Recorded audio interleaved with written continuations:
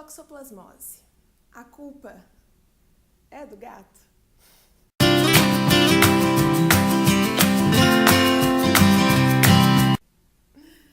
Oi pessoal, eu sou a Vanessa, esse é o Teobaldo e você está no canal Transmitindo Informação. Bom, hoje a gente vai falar um pouco sobre toxoplasmose. A toxoplasmose é uma infecção causada pelo protozoário Toxoplasma gondii. O gato é o hospedeiro definitivo desse protozoário. Quem lembra um pouquinho das aulas de biologia? O hospedeiro definitivo é aquele no qual acontece a reprodução sexuada, no caso do toxoplasma. E existem hospedeiros intermediários, que são aqueles que, por acidente, se infectam com o toxoplasma e neles não acontece a reprodução sexuada. Bom, qualquer mamífero que se contamine pode atuar como um hospedeiro intermediário. Então, por exemplo, ratos, aves, a vaca, o boi, e nós humanos podemos atuar como hospedeiros intermediários do Toxoplasma gondii. O gato, quando ele se infecta, como ele se infecta? Ele come carne contaminada. Então ele pode se infectar comendo uma carne crua que foi servida para ele ou caçando, por exemplo, um rato contaminado com Toxoplasma gondii. Ele se infecta e depois ele começa a liberar os oocistos do toxoplasma nas fezes. E ele libera esses oocistos por mais ou menos 1 a 3 semanas depois da infecção. Então não é que ele fica liberando para sempre esse protozoário, é nesse tempo mais curto. O problema é que esses oocistos eles podem ficar viáveis por muito tempo. Então vamos supor que o gato fez as necessidades num jardim, alguém que mexa nesse jardim muito tempo depois e não faça a higiene adequada das mãos antes de levá-las à boca, pode se contaminar. Ou então, se houver fezes dos gatos numa plantação, por exemplo, de qualquer verdura, assim, e essa verdura não for higienizada corretamente antes da alimentação, a pessoa pode se contaminar também. Então, essa é a forma que o gato pode transmitir a toxoplasmose. Só que a forma mais comum da gente se infectar não é essa. A forma mais comum é a gente ingerindo carne de um outro hospedeiro intermediário que está contaminado. Então, o que mais acontece é que a gente come carne crua ou mal passada, contaminada e se infecta. O Toxoplasma gondii ele tem uma preferência por se alojar nos músculos dos animais infectados. Então, se a gente come a carne, a gente vai comer a forma de bradizoito, que está ali presente nesse animal que estava infectado, e a gente vira também um hospedeiro intermediário. Outra forma de transmissão é durante a gestação. Se a mãe se infecta pelo toxoplasma durante a gravidez, ela pode transmitir para o feto e ter um problema grave, que eu já vou explicar um pouquinho mais para frente. A toxoplasmose geralmente é assintomática. A maioria das pessoas que se infectou nem sabe que se infectou. Numa minoria de casos, ela pode fazer algumas manifestações agudas, como febre, aumento dos linfonodos, mal-estar, isso pode acontecer, mas é uma forma benigna que se resolve sozinha. Tem 3 situações nas quais a toxoplasmose tem que ser tratada. A primeira, na gestação. Então, a mulher durante o pré-natal que está grávida, ela faz periodicamente o exame para ver o status sorológico, ou seja, a condição dela para toxoplasmose. Se ela já teve, se ela é suscetível ou se por acaso ela se infectou recentemente. Então, a mulher que já teve toxoplasmose, no primeiro exame mostra que ela já teve esse contato, ela não vai ter problema de transmitir para o bebê durante a gestação. O problema é quando ela se infecta durante a gravidez.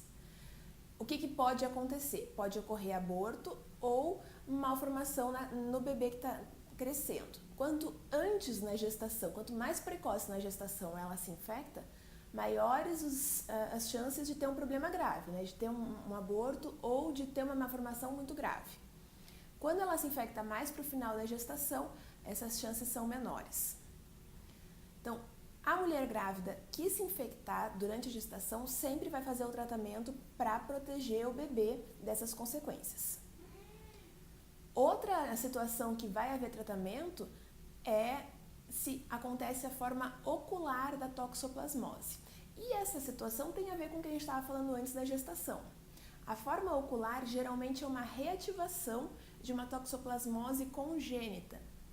Geralmente, quando a mãe se infecta no fim da gravidez, não é o suficiente para fazer uma malformação grave, porque o bebê já está formado, mas aquele protozoário pode se alojar no olho dessa criança e muitos anos depois, inclusive na fase adulta, reativar na forma de toxoplasmose ocular.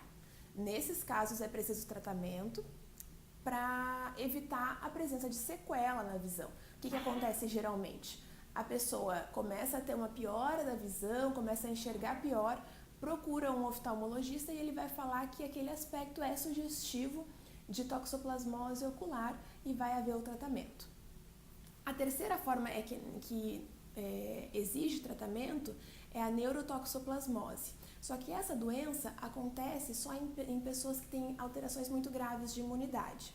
E não é aquela alteração assim, eu tive 2 resfriados mês passado, acho que a imunidade está ruim. Não, não é disso que eu estou falando. São as principais situações que isso pode acontecer são as pessoas que têm AIDS e não tratam, ou porque não sabem que têm AIDS, ou porque por algum motivo abandonaram o tratamento. Nesses casos, pode acontecer essa forma neurológica da toxoplasmose. Pode acontecer também em pessoas, por exemplo, que transplantaram um órgão e precisam tomar remédio imunossupressor em dose muito alta. Então, são situações específicas. Nesse caso, é necessário tratamento. Nas pessoas que ou não têm sintomas, ou têm sintomas leves, da forma aguda que eu falei para vocês, não é necessário tratamento porque a própria imunidade do corpo resolve a situação. Agora vamos falar um pouquinho sobre prevenção. Como eu disse, as principais pessoas que têm que se preocupar com essa doença são as grávidas e esses imunossuprimidos, pessoas com alteração grave da imunidade. Então, o que fazer quando você nunca teve contato com esse protozoário, com o toxoplasma, e está numa dessas duas situações?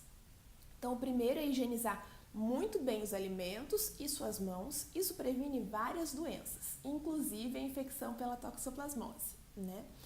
Evitar durante esse período o consumo de carne crua ou mal passada. E o gato? Pode ter gato? Pode ter gato, mas tem que ter alguns cuidados. Primeiro, não deixar ele sair na rua, porque aí ele não vai caçar, não vai se infectar na rua com esse protozoário, e também porque protege esses bichanos, né? Outra, não servir nunca carne crua para eles, né? O ideal é que eles se alimentem com ração. E a caixinha de areia? O que a gente faz com ela? Se você tiver outra pessoa que possa fazer a higienização da caixa de areia para você, é melhor, né? É recomendável. Agora, se você mora sozinho com os seus bichanos, não tem problema. Só que você vai ter que tomar um cuidado especial. Usar luvas na hora de higienizar as caixas, né? Então, primeiro você tem que sempre se proteger para evitar o máximo contato com possíveis oocistos liberados nas fezes dos gatos. E 2, assim que terminar a higienização da caixa de areia, você vai higienizar as mãos muito bem com água e sabão. Tomando esses cuidados, você reduz muito a chance de uma infecção primária por toxoplasmose. E aquelas pessoas que já tiveram toxoplasmose, tem problema? Na gravidez, não. Só que a pessoa que tem alteração de imunidade, ela pode sofrer uma reativação. Isso tem como prevenir? Tem também, com medicação. Isso quem vai indicar é o médico que cuida dessa pessoa, quando necessário. Se você está com toxoplasmose, tem dúvidas sobre o assunto, tem dúvidas sobre prevenção, tem dúvidas sobre se precisa ou não de tratamento, consulta um infectologista que ele vai saber te ajudar nessa situação, tá ok? Então, se você gostou desse assunto, se você gostou da participação especial do Teobaldo, curte esse vídeo. Se quiser continuar recebendo informações sobre doenças infecciosas, se inscreve no canal. E se quiser também que outras pessoas tenham acesso a esse conteúdo, compartilha e me ajuda a continuar transmitindo informação. Um abraço, pessoal, e até o próximo vídeo.